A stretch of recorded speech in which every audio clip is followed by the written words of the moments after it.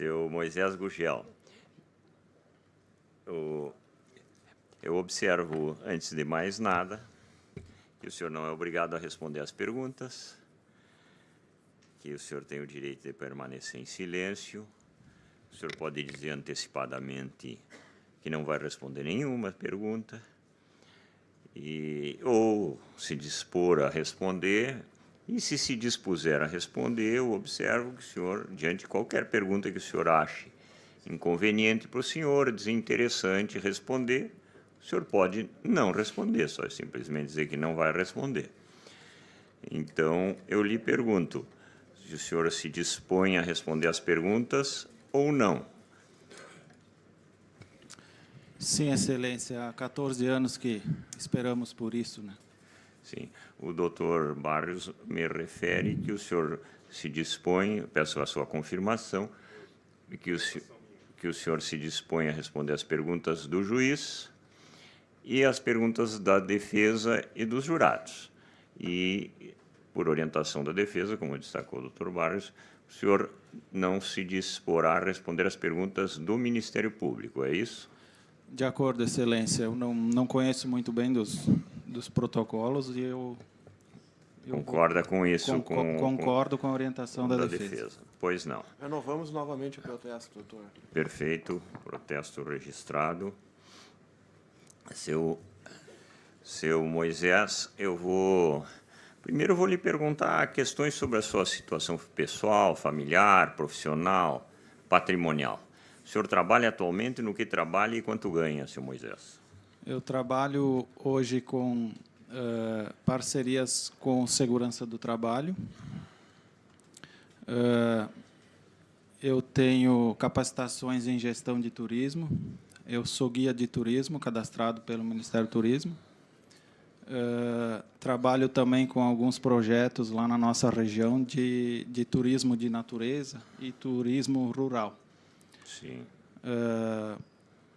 Eu moro em Roca Salles e, como alguns de vocês devem saber, Encantado, que é a cidade vizinha, um pouco maior, ela está sendo finalizada a estátua do Cristo Protetor.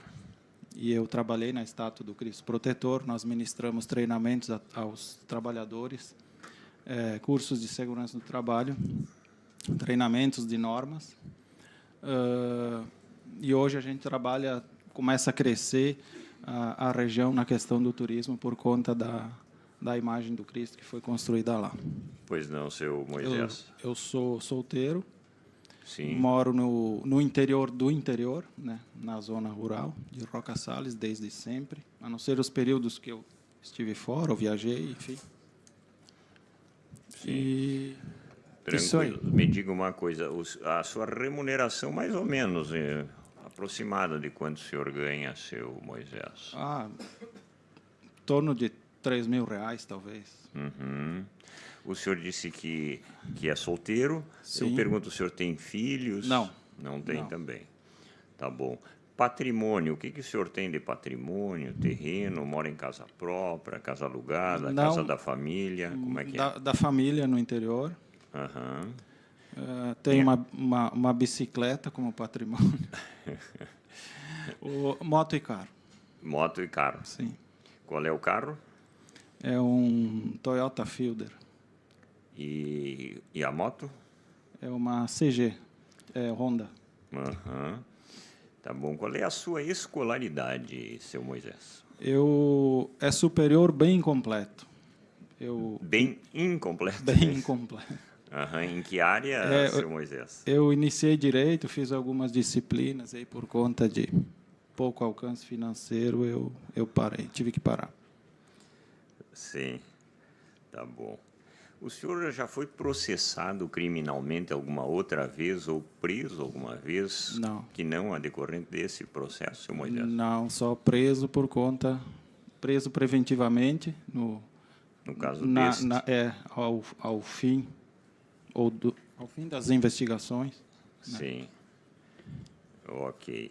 Muito obrigado, seu Moisés. Por nada. Seu Moisés, agora eu passarei a lhe perguntar sobre a acusação propriamente. Sim. Essa acusação que o senhor ouviu repetir ela diversas vezes, ontem, hoje, anteontem, de que no dia 4 de dezembro teria sido morto o médico Marco Antônio Becker, e são acusados dessa morte, que teriam participado dessa morte o senhor, o seu Baiar, o seu Juraci e o seu Michael. É verdade isso aqui? Não é verdade? O que o senhor teria a dizer sobre essa acusação, seu Moisés? É mentira. Mentira total.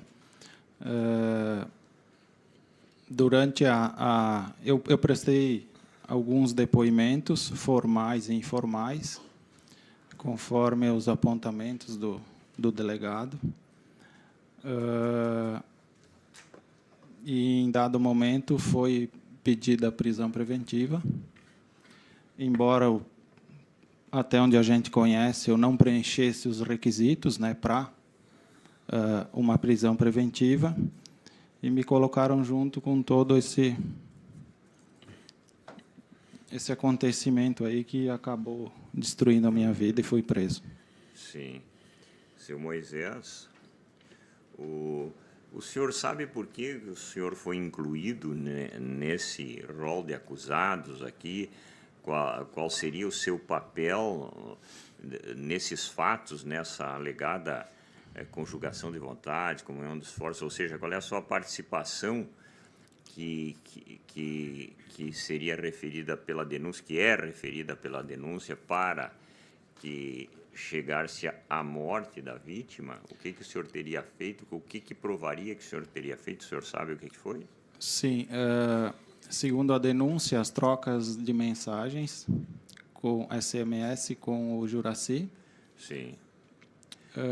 E o pedido de prisão, se não me falha a memória, em decorrência de um grampo telefônico que motivou ou que reforçou o pedido de preventiva. Algo assim.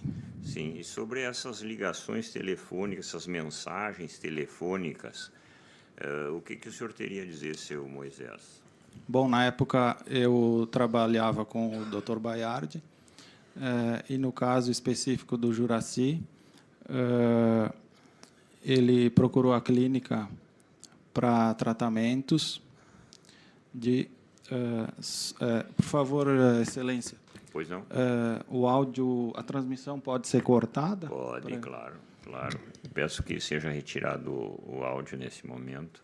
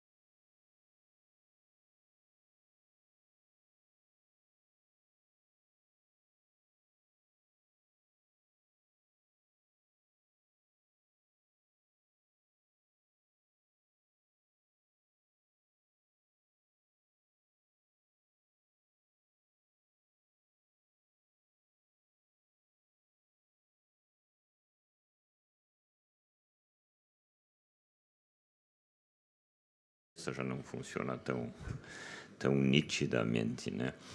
Então, prosseguimos com áudio agora, voltando ao áudio.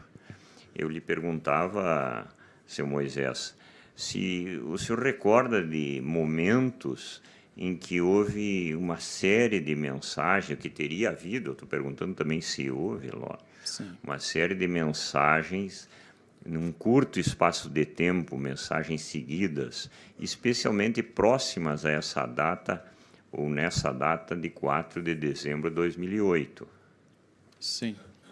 É importante registrar, Excelência, que eu não tenho muita lembrança. E, na época das oitivas, essas informações que vieram aos autos, elas são das operadoras, provavelmente, ou que está presente nas oitivas. Na época das oitivas, eu também não lembrava. E me era explorado muito, me pressionado muito a questão de informações precisas, de datas, de momentos, de quantidades de atendimentos, quantidades de mensagens. Eu não lembrava a época das oitivas. Então, o senhor imagina hoje, né? Sim. Só para registrar esse porém, para que também que eu consiga me fazer claro aos jurados, né? Porque era muito difícil na época das oitivas para os policiais, e isso me causou muito problema, muito aborrecimento, enfim. Sim. Seu Moisés, me diga o seguinte, o senhor recorda mais ou menos em que época foi a sua primeira ouvida na polícia, considerando que a data do fato foi 4 de dezembro de 2008, a sua ouvida na polícia, a primeira ouvida, foi logo depois dos fatos? Foi um mês depois dos fatos ou foi meses depois dos fatos? Não, Excelência, foi muitos meses depois, porque se os fatos foram no verão, eu fui ouvido, já era inverno, eu lembro que era muito frio, e depois, através das perguntas do Dr. Marcos, a gente pode também desmembrar um pouco mais esses detalhes. Pois não. Passando a um outro ponto, a sua relação com o Dr. Bayar Olé Fischer Santos, seu Moisés, rapidamente. O senhor fala na época dos fatos? Isso, na época dos fatos. Sim, eu era funcionário. Dia 4 de dezembro de 2008, o senhor era funcionário da clínica do Dr. Bayar, era isso? Sim, funcionário. Eu não lembro também, Excelência, eu acho que era funcionário do Dr. Bayar. Dele, da perfeito. pessoa dele, não da empresa. Tá bom. Não recordo. Sim. E na época dos fatos, o seu Juraci, além de ser um paciente da clínica e, de certa forma, um cliente do Dr. Bayar, que era atendido pelo senhor, o senhor tinha alguma relação mais próxima com ele? Com o Dr. Bayar? Não, com o seu Juraci, por favor. O Juraci? Durante os atendimentos, o senhor diz, não ficou clara a sua pergunta. Desculpe. Os atendimentos o senhor referiu que fazia, que tinha contatos. Sim. E tal. Mas o senhor tratava de algum outro assunto? Chegou a criar uma relação mais próxima com o seu Juraci? Sim. Juraci, ele me requisitava muito e como ele foi algumas vezes à clínica também, nos encontramos aí pessoalmente e tal. Ele, na verdade, acabou, eu imagino, tendo muita confiança em mim e certa, vamos chamar assim, de amizade, um contato mais próximo, né, pela confiança que ele tinha em mim. E ele me requisitava bastante, inclusive conversávamos alguns assuntos, talvez fora da questão dos tratamentos, enfim. Pois não. Em relação a Michael Noroaldo Garcia Câmara, o senhor, na época dos fatos, conhecia essa pessoa, seu Moisés? Michael Noroaldo Garcia Câmara. Defendido pelo Dr. Fábio? Exatamente. Não. Não conhecia naquela época? Conheci nas audiências na estadual. Pois não. Voltando ao Dr. Bayar, alguma vez o senhor ouviu ele referir a alguma inimizade ou algum sentimento de rancor ou em relação à vítima, Marco Antônio Becker, seu Moisés? Não, particularmente não. O que eu sei eram, através das notas publicadas em jornais de pedidos, né, Sim. que era feito na época, mais ou menos, isso eu acompanhei. Pois não. E, quanto assim falar algo contra o Becker, eu não sei. Tá bom. Seu Moisés, por fim, nessa época, 4 de dezembro de 2008, o senhor tinha relação de companheirismo, de amizade, namoro, com a dona Francine Kipper?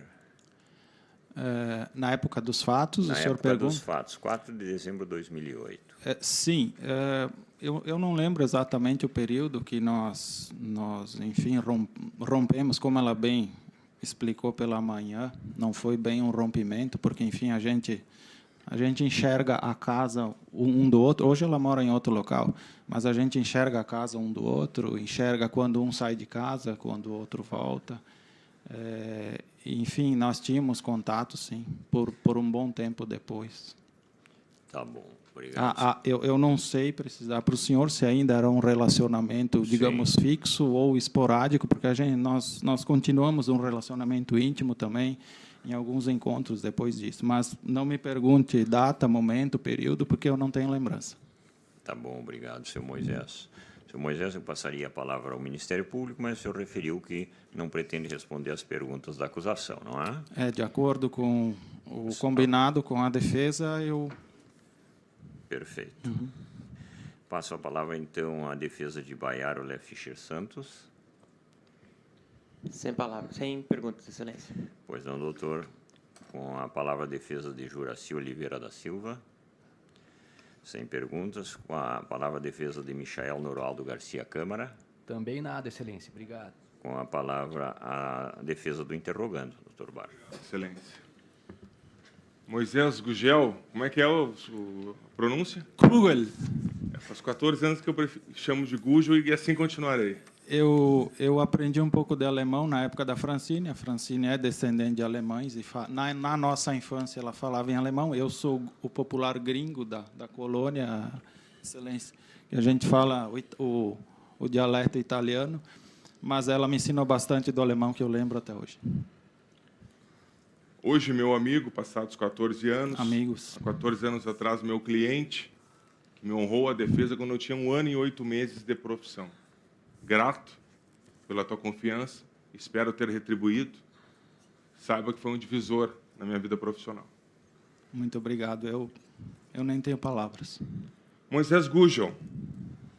Eu posso agradecer, Excelência, aos jurados por estarem aqui fazendo esse papel que eu tento me colocar no lugar de vocês e a gente não imagina abdicar da vida de vocês para estar aqui há tantos dias para defender pessoas que vocês nem imaginam quem seria, né? Então, isso é grandioso demais, gratidão. E parabéns pelo gesto. Meu ilustre amigo, o Ministério Público, a Polícia Civil, diz que tu era... E alguma testemunha, não lembro exatamente qual, talvez Simone Marasca, diz que tu era um faz-tudo do Baiar. Isso foi interpretado de uma forma maldosa. E imputaram a ti, como tu bem sabes, que tu seria um intermediador do Dr. Baiar, que, por ser subordinado do Dr. Baiar, teria atendido ordens dele para, juntamente com o Juraci, buscar o planejamento de matar Marco Antônio Becker. Eu te questiono. Isso é verdadeiro? Mentira. Mentiroso. Que história é essa de faz-tudo? O que é o faz-tudo? Tu é um faz-tudo? Tu é um cabeça de lata do Dr. Baiar? Foi um cabeça de lata do Dr. Baiar, como vulgarmente, talvez para os jurados entenderem? Jamais, jamais. O Dr. Baiar era uma pessoa, um profissional multifuncional. Ele atendia diversas tarefas e tal, tinha muitas atribuições. Eu tenho diversas habilidades, eu fiz muitos cursos, todos em diferentes áreas, algumas formações técnicas. Então, eu sei lidar com uma porção de coisas. Talvez isso eu julgo como um faz-tudo, né? Mas era ofensivo, por exemplo, quando da oitiva aqui do Gustavo Fleury, quando falou faz-tudo, né? Com uma informação diferente, com outro tipo de sentido negativo, né? Isso ofende muito. E também Ranolfo Vieira Júnior, na época do diretor do DEIC, enquanto eu estava preso no DEIC, aguardando para fazer exame de corpo de delito, também falou na minha frente para uma equipe de TV que eu era o faz-tudo também, nesse sentido negativo que me machucou muito. Com quantos anos tu teve a tua primeira assinatura na carteira profissional, ou se antes disso já trabalhou? Eu não sei exatamente, mas aos 12 anos eu já trabalhava em empresa. Fazendo o quê? Empresa familiar, serviços gerais, era loja, comércio de materiais de construção, de móveis, tinha alguma oficina, produzia alguma coisa na parte de ferragens. Eu já auxiliava nesse sentido, em entregas. Tu consegue fazer um histórico do teu primeiro emprego até hoje, os lugares que tu trabalhou, no que tu te dedicou para sobreviver nesse período? Eu trabalhei até os, eu não lembro se 14 ou 15, nessa empresa lá local, familiar, enquanto também estudava o fundamental. Depois eu vim a Porto Alegre, onde eu morei com uma tia, e eu fazia o dia inteiro curso de mecânica automotiva, né? Eu acho que foram quase 3 anos nesse curso.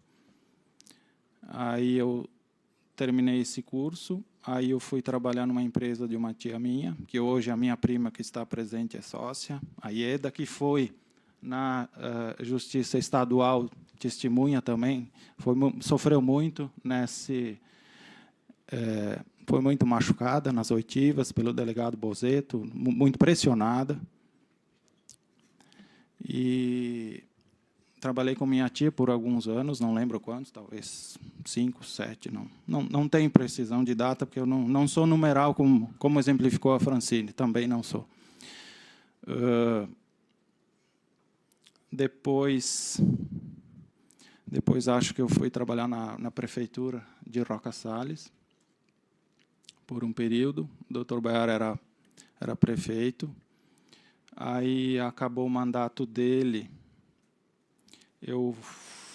Aí eu fui convidado a trabalhar na clínica, que surgiu uma demanda quando ele trouxe essa novidade do aparelho extensor, que ele nascia aqui no Brasil, né? Ele trouxe a ideia de fora, através do médico que desenvolveu esse aparelho.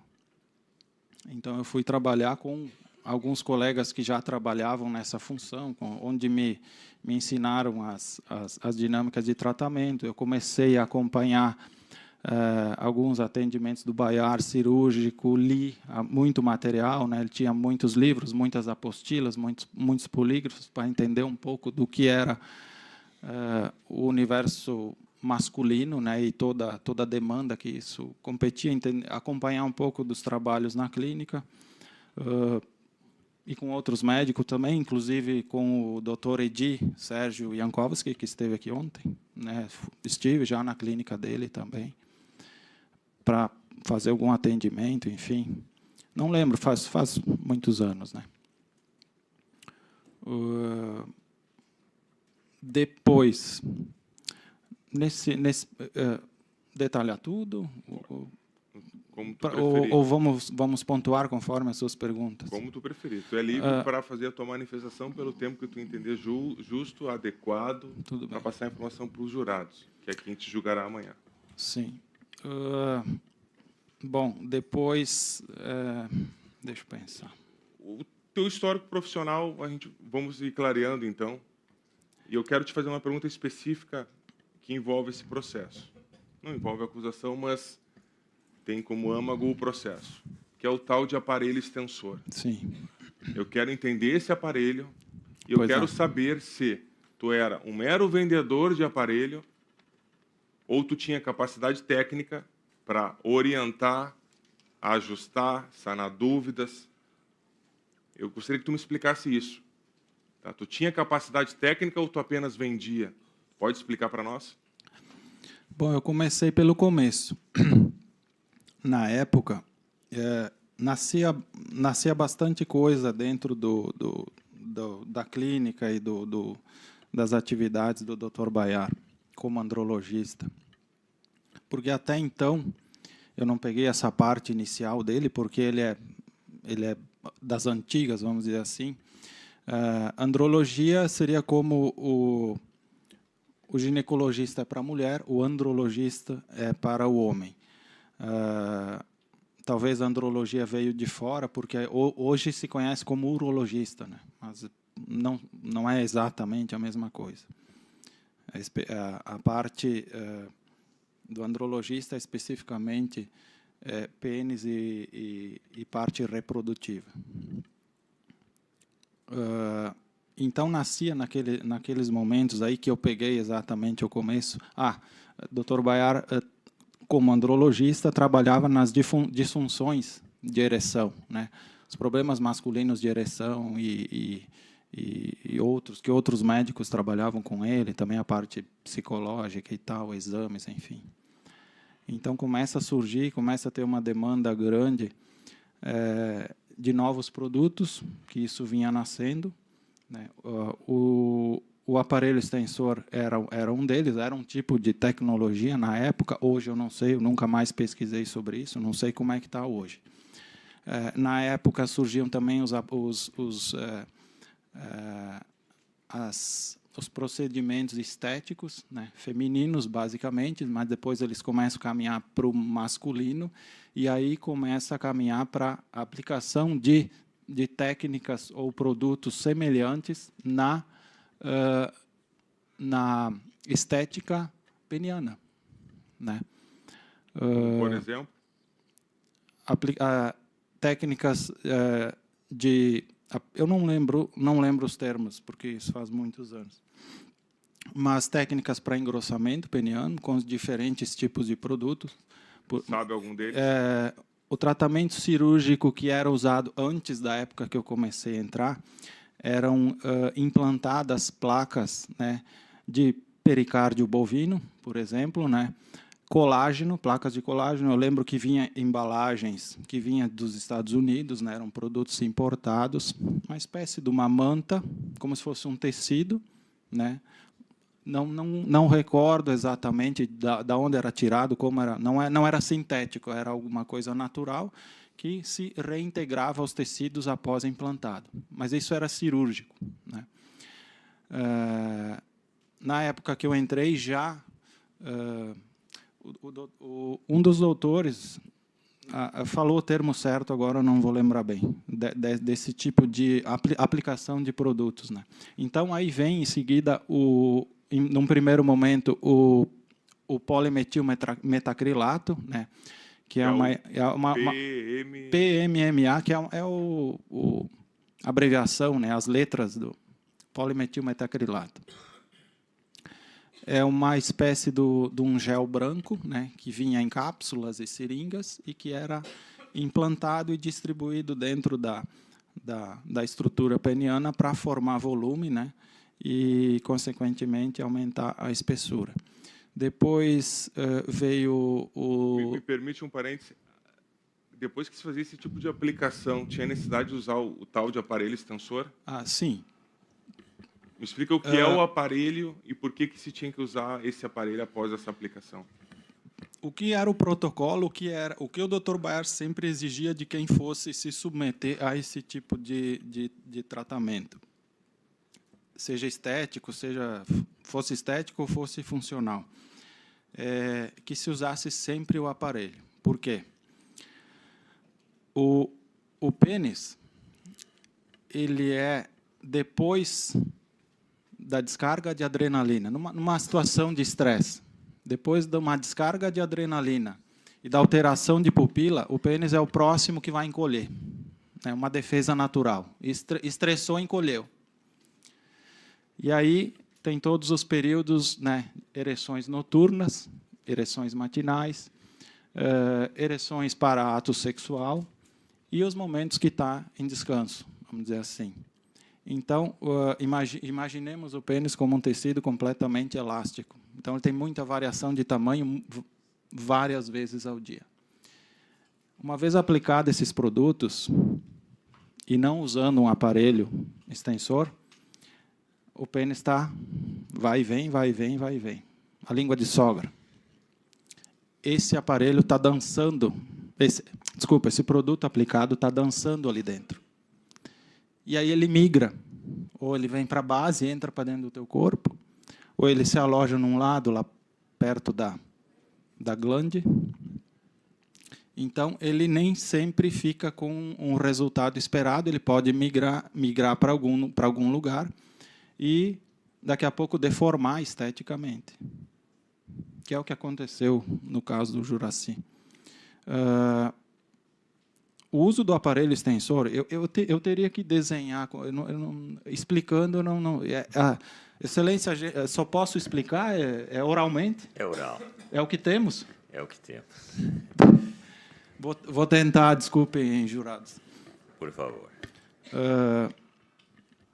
Bom, o aparelho extensor, ele seria como... A explicação da Andréia foi bem feita. Imaginamos a boca do copo aqui, tem exatamente essa espessura aqui, a base do aparelho. É uma peça, não lembro o material, enfim, uma espécie de um plástico branco. Essa parte é um anel. Esse anel, ele vai encaixado na base. Ele tem um formato, um desenho anatômico, para não causar tanto desconforto, e ele vai encaixar na base, aqui no pubis. Isso com o pênis em repouso, vamos dizer assim, não ereto. Essa parte a gente não pode cortar o áudio, Excelência? Se o senhor deseja assim... Eu estou falando de forma genérica, não estou falando de ninguém. Em tese, não há problema nenhum. Tá bom. Então, Seguimos, vamos adiante. Não se preocupa com isso, no momento sensível eu vou cortar, fica tranquilo. Tá. Conectado a essa base, vão duas hastes metálicas, talvez da... Doutor, empresta a caneta. Empresta 2 canetas, faz favor, doutores. Vamos tentar reproduzir, já que a gente não tem como desenhar. Pode ser essas duas aqui? Pode. Imagine que essa é a base, é um anel, não é todo o copo, tá? Vai duas hastes metálicas. Essas hastes metálicas são dinamômetros. O que é dinamômetro? É uma espécie de um tensor de mola. Tem um conjuntinho aqui dentro que não aparece, mais ou menos como um amortecedor do carro, para quem conhece. Semelhante a isso. Existe uma mola que vai projetar isso aqui para fora, ou seja, vai trazer o pênis para frente. Ela tem, na sua base aqui, nas duas delas, um regulador, que é onde você ajusta a tensão aplicada. Porque é pré-estabelecido uma tensão que tu aplica, que tu não pode sobrecarregar a tração, porque tu vai causar estresse no teu organismo, o pênis vai encolher, tu vai te causar algum problema.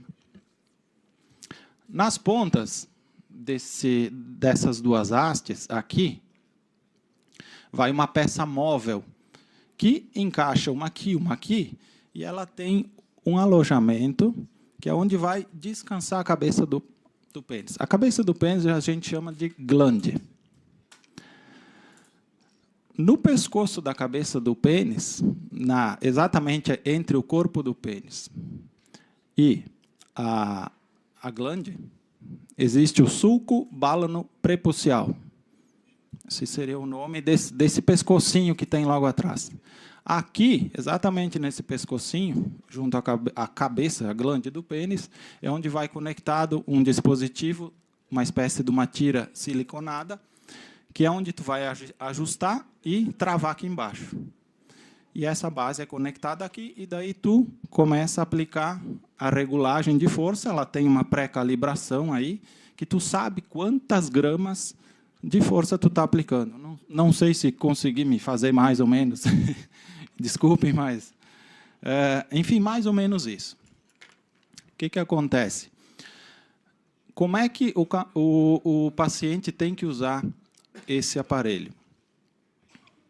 Para fins não cirúrgicos apenas de fisioterapia peniana, ele deve a regra, eu não lembro agora, era ou 12 ou 14 horas por dia ou 16, eu não lembro mais. Mas esse é um período grande, pelo menos de 10 horas para cima, eu não lembro mais tecnicamente. O período de horas diárias que o paciente tem que usar. Por quê? Porque uma tração aplicada, imaginemos um tratamento ortodôntico, né? Aquele arame conectado aos dentes presos que vão tracionar e entortar, né? Promover o molde da parte óssea que acomoda os dentes, né? Enfim, então, se molda osso, muito mais fácil moldar tecido, não é? O que acontecia? Essa carga aplicada no pênis estirado, em tantas horas por dia. Desculpe, esqueci um detalhe. Essa base aqui, com as duas hastes, ela é articulada, ou seja, tu pode botar o teu pênis para cima, né, lá em direção ao umbigo, tu pode botar para o lado, lateralmente, ou tu pode botar para baixo, acompanhando uma das pernas. Porque imaginem a logística disso, de uso, vamos dizer assim, né? Complicado. Então, o camarada, conforme a sua atividade diária, se ele passa o dia todo sentado, se ele passa o dia todo em pé, se ele opera a máquina, se ele caminha, um universo de possibilidades aí diferentes, né, para cada paciente, para cada particularidade. É claro que, inicialmente, quando veio esse aparelho, o interesse de uma empresa é vender, né, mas só vender não dá resultado. Se não dá resultado, há descontentamento dos pacientes. E, então, demandava para muitos pacientes. Muitos conseguiam se virar muito bem com acompanhamento esporádico, outros te chamavam quase todos os dias. Enfim, isso, doutor, um resumo para casos de uso de aparelho sem outro tipo de procedimento. Aí vamos lá para o caso do Juraci ou de outros. Certo. E antes de chegar no módulo Juraci, já está bem claro para os jurados que, para um faz-tudo, tu tens muito conhecimento técnico.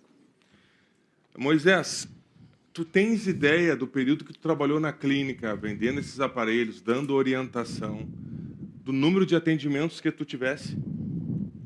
Quantas pessoas tu atendeu? Não faço ideia. Dezenas? Centenas? Sim.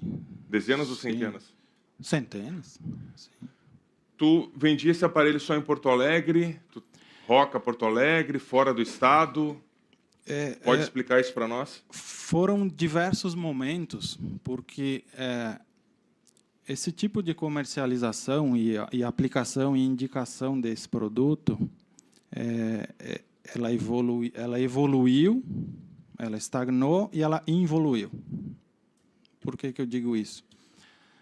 No começo, houve um boom, né, porque era uma grande novidade aqui.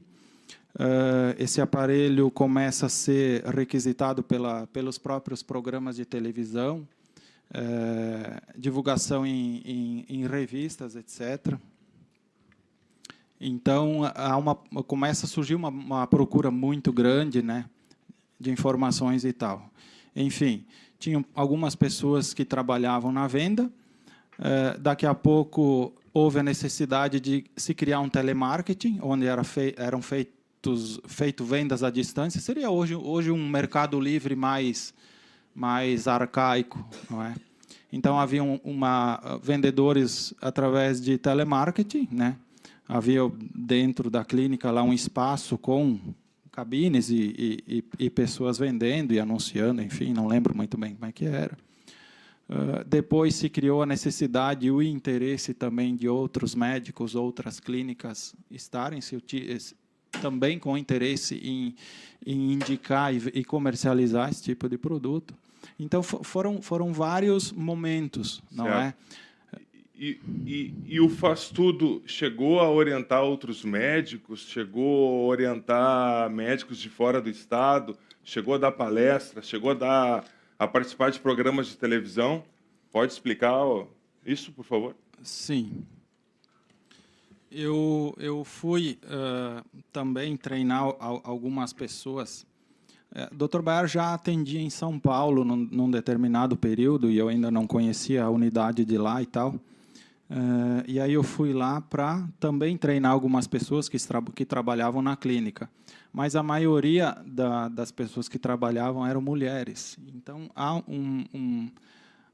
não vou dizer preconceito, mas eu acho que é um prejuízo muito grande.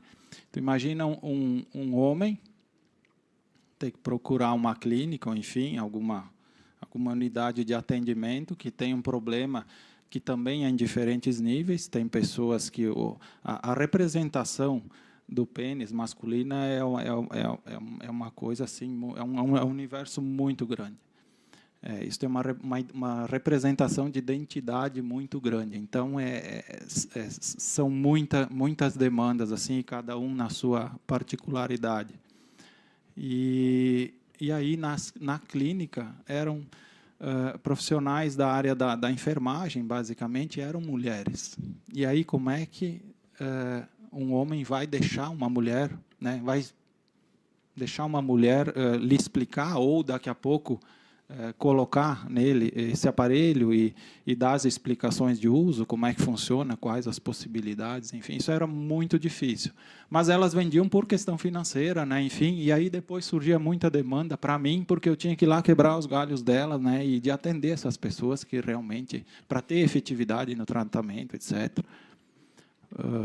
Tu te recorda dos estados da federação que tu passaste trabalhando ou dando cursos?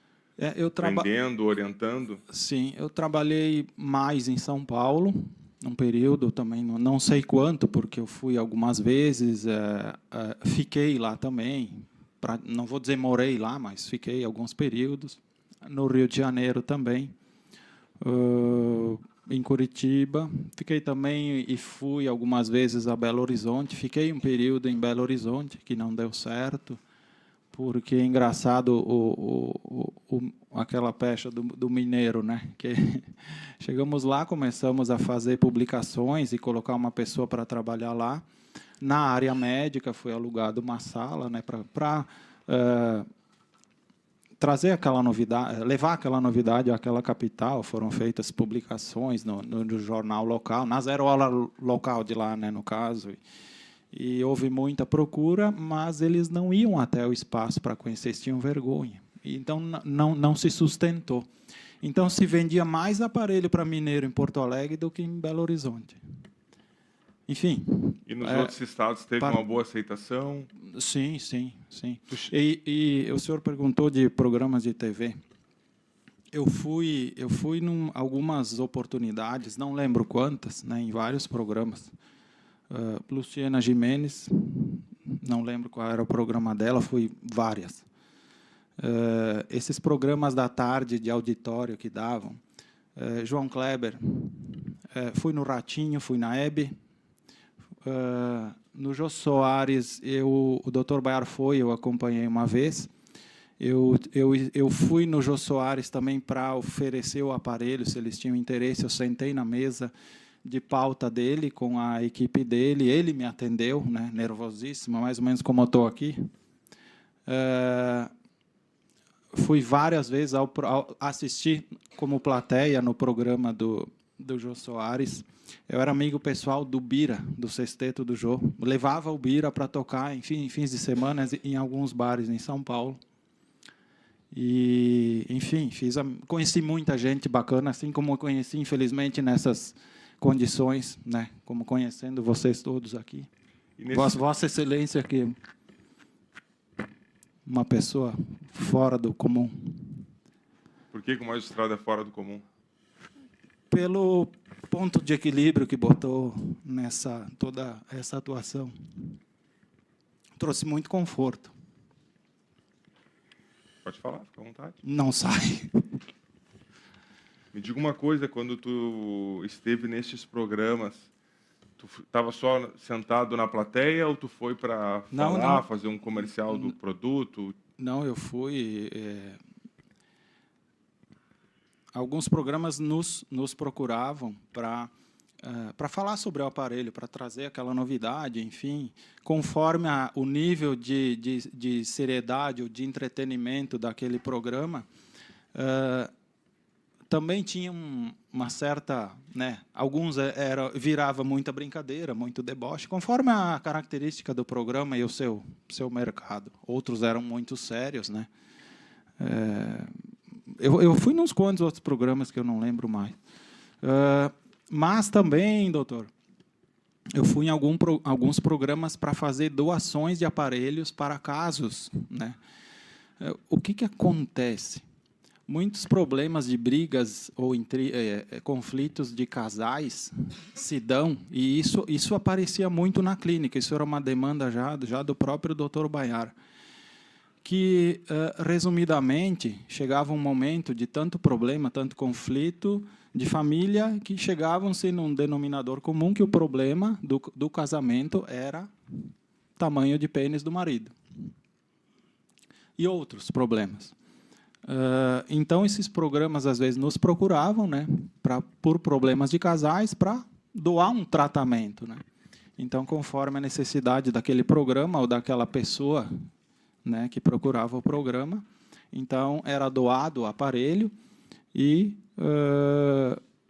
também houve casos de doação de tratamento, de cirurgias, né, que o Dr. Baiar também... Não acompanhei tudo, né? Não sei exatamente, mas, enfim, isso acontecia. Tu chegastes a dar orientações, palestras para médicos? Sim.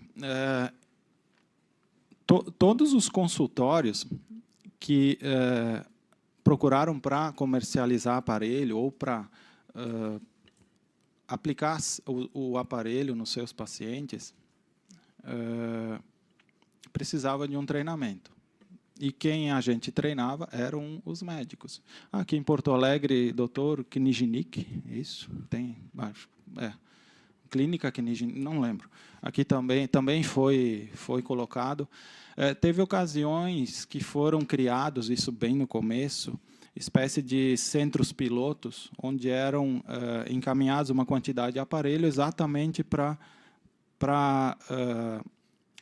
aplicar nos pacientes para trazer resultados para trabalhos científicos. O Dr. Baiar participava de muitos congressos, foi escritor, escreveu muitos livros. Eu particularmente, digitei alguns capítulos de alguns livros, etc., da literatura dele e de trabalhos. Ele fazia muita tradução, ele ia para congressos fora e tal. Ele era bem como é que eu vou explicar? Bem moderno para a época nesse sentido. Só que, ao mesmo tempo, ele compartilhava muito do conhecimento dele. E chegou um momento que isso minou, né? Todo mundo fazia o que ele fazia, e no fim acabou perdendo mercado por conta disso. Isso é uma visão minha particular. Certo. Esse módulo eu estou satisfeito, faz tudo, pelo que eu entendi, ganhou o país, participou de programas de auditórios de audiência nacional, orientou médicos, deu palestras. Por favor. Unifesp, Universidade Federal de São Paulo. Montamos um centro piloto lá. Eu não lembro a quantidade, mas acho que em torno de 40 aparelhos foram doados na cadeira de urologia para os residentes, não vou dizer aplicarem, ou, enfim, se utilizarem, né, desse tipo de tratamento fisioterápico. Teve períodos que eu fui pelo menos uma vez por semana lá para treinar esses médicos, esses residentes no uso desse aparelho e suas particularidades e suas dificuldades, né? Atendi muitos pacientes lá juntamente, né? E depois eu não sei em que momento, como é que a coisa ficou, se alguém deu continuidade, se eles pararam ou continuaram com as técnicas, né, para avaliar resultados e ter documentação disso, né? Porque tudo era novo, não existia uma capacitação, um curso para isso aí não existia. O conhecimento todo era empírico, muitas técnicas, eu que apliquei, né? o uso do aparelho é muito delicado, porque ele pega numa região de bastante sensibilidade. E conforme as características de cada paciente, por exemplo, o cidadão de pele muito clara, né, muito loiro, pisa mais, né? Aperta e já está vermelho, qualquer parte do corpo. Então, tu imagina no pênis. O cidadão que tem o prepúcio que cobre a glande é muito mais sensível. Então, é outra característica. O cidadão que é mais moreno, o cidadão que é negro, ele tem muito mais facilidade, ele tem a camada epitelial é muito mais resistente. Então, as variáveis eram gigantes, assim, muito grandes. E eu lembrei de um caso particular lá de São Paulo, de um programa de TV, eu posso falar? Por favor. E teve muitos casos curiosos. Teve um programa de televisão que nos procurou, e eu não lembro qual. Eu não lembro se era um programa da noite ou se era um programa da tarde. Enfim, nos chamou porque um cidadão nordestino, ele procura o programa porque ele teve amputação de pênis pela mulher.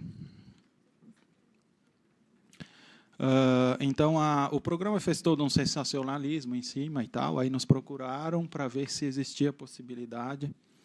Enfim, mas a gente não sabia quanto que foi amputado, como era a condição desse cidadão. Ele era do Nordeste, ele embarcou, sei lá, numa carona no ônibus, eu não lembro na época. Não lembro o nome, eu lembro o sobrenome, Rosendo de Lima, se eu lembro. Não lembro o nome dele. E ele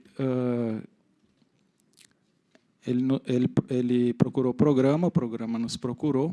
Eu não lembro como é que foi a dinâmica da doação, mas eu acho que eu fui lá, fiz a doação ao vivo, e aí eu pedi para olhar a situação dele. E a amputação de pênis que ele teve era no zero, na base, não tinha nada de pênis. E aí eu me assustei. Aí, na época, não se tinha celular que fotografava, acho que nem existia, ou não era de boa definição, não lembro se naquela época já tinha facilidade para tirar a fotografia como a gente tem hoje, enfim. E aí eu levei o caso até o Dr. Baiar pediu que gostaria de